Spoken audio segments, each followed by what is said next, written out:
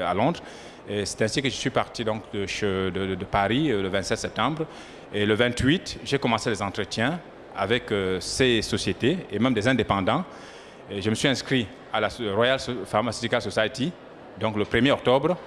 Et dès mon inscription, j'ai commencé immédiatement le lendemain. Et tous les entretiens, évidemment, ont été positifs.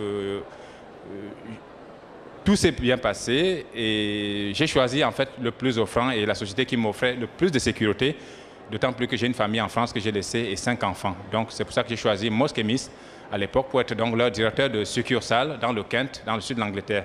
Une toute petite question, est-ce que votre abonnement du Moniteur vous avez suivi jusqu'en Angleterre? Parce que vraiment, à lire toutes les bonnes infos qu'il y avait, à mon avis, il faut continuer. En fait, s'il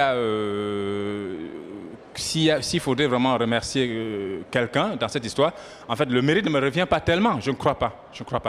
Il y a d'abord Dieu, parce que je suis chrétien, et ensuite, c'est le Moniteur, parce que sans le Moniteur, je n'aurais jamais su qu'il y avait vraiment une pénurie de pharmaciens en Angleterre, et donc, le Moniteur vraiment a été pour moi le salut. C'est d'ailleurs pour ça que j'ai fait un farce au Moniteur en janvier 1999 pour leur dire, écoutez, je viens humblement vous remercier. Vous ne me connaissez pas. Grâce à vous, grâce à vos articles, il y a 2 ou 3 ans, j'ai pu décrocher un travail en Angleterre sans problème, sans difficulté. Et donc, j'ai remercié le Moniteur. Et le mérite revient surtout au Moniteur. Parce que sans le Moniteur, je n'aurais jamais su qu'il y avait en fait des opportunités en Angleterre. Nous l'avons compris et j'en conclurai qu'il ne faut avoir Dieu que pour le Moniteur. Bravo. C'est donc presque le dieu du Moniteur, son directeur de la rédaction, Gilles Brault, qui vous a remis le diplôme et le champagne. Félicitations, les flashs vont crépiter et nous allons très vite connaître quel est le prochain pharmacien à l'honneur. Il reste une bouteille, nous allons appeler un diplôme. Monsieur Roland Dubief, qui est venu avec son fan club. Avec vos fans dans la salle. Oui, fan club de région de Bourgogne et aussi... Ah bon, puisque M. Dubief est pharmacien Giffard, donc il y a le grand staff Giffard qui est présent avec nous. Donc M. Dubief est un passionné de champignons et ça remonte à... C'est une longue histoire. Racontez-nous rapidement. Oh bien, c'est simple. Moi, je me suis... Enfin, après les études où j'avais appris les champignons comme beaucoup de mes confrères, pour passer un examen, j'avais un petit peu oublié la mycologie, mais très peu de temps, puisque j'ai pu, avant de m'installer pharmacien titulaire, faire de l'enseignement à la faculté de Montpellier, pas du tout en mycologie, en chimie organique, mais j'avais d'excellents contacts avec des amis qui étaient au laboratoire de botanique et mycologie, ce qui fait que régulièrement, grâce à eux, j'ai entretenu mes connaissances.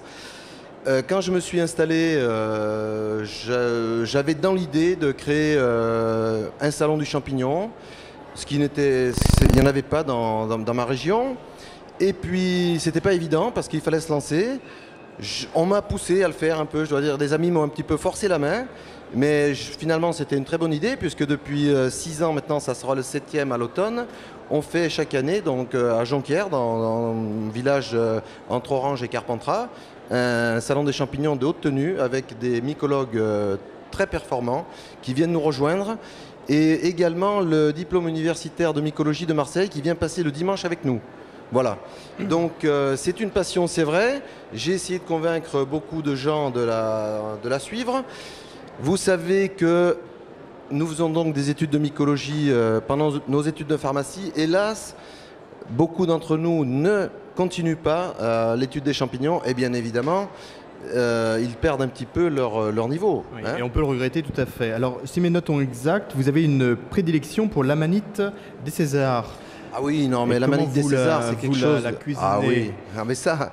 Le problème, c'est d'abord, elle est rare et c'est pour ça que je l'apprécie particulièrement. Et en plus, bon, c'est vrai que c'est un excellent champignon, quoi, qu'on trouve peu parce qu'il demande des conditions très particulières pour pousser. Il faut de l'ensoleillement et un terrain calcaire également.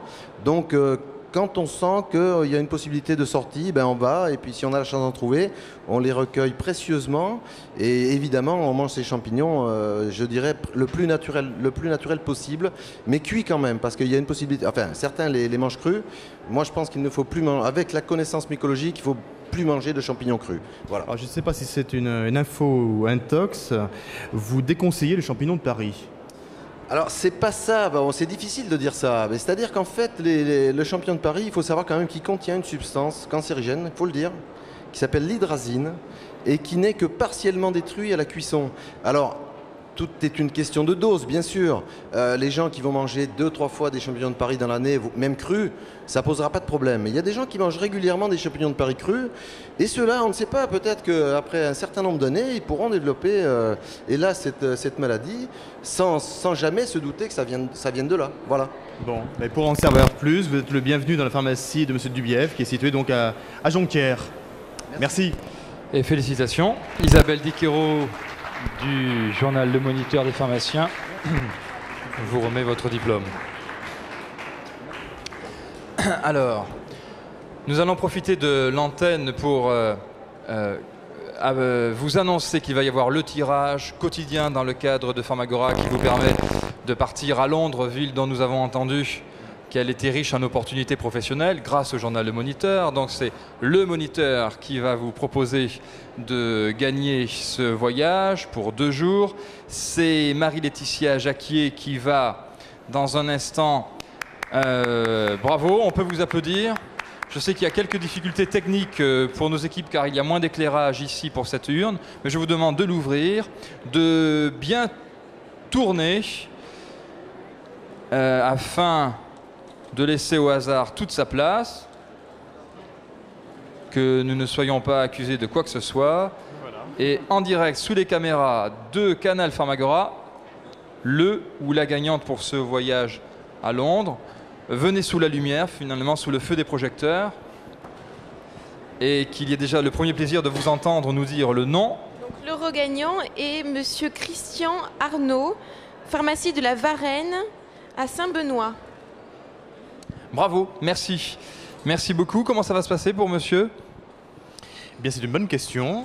On va, je pense, mettre en gros son nom sur le stand et il est invité à se présenter. Sinon, on va lui envoyer un petit mot pour que nous puissions lui adresser, dans le meilleur délai, ses billets et le bon pour l'hôtel, puisque je crois qu'il s'agit d'un séjour complet à Londres. Merci, vous ne lui offrez tout de même pas la Mercedes ensuite sur place pour lui proposer la nuit londonienne? Non, mais on va y réfléchir pour l'année prochaine, oui. Ok, merci beaucoup en tout cas. Merci. Et maintenant, place à l'ensemble des lauréats qui sont invités à bénéficier des éclairages de Canal Pharmagora pour une photo de groupe. L'émission se termine du côté de l'antenne télé, mais la fête se poursuit ici, dans cet espace du Moniteur, pour, encore une fois, mettre à l'honneur 6 des 10 pharmaciens de l'année élus par le Moniteur des pharmacies.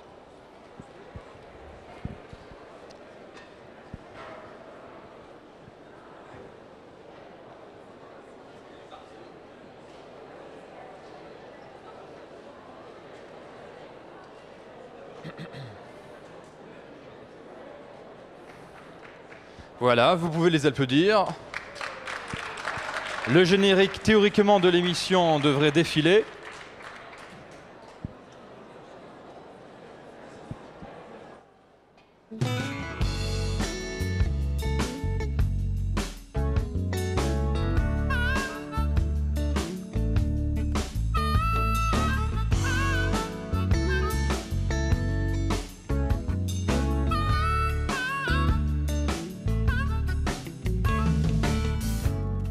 Wait a minute, babe.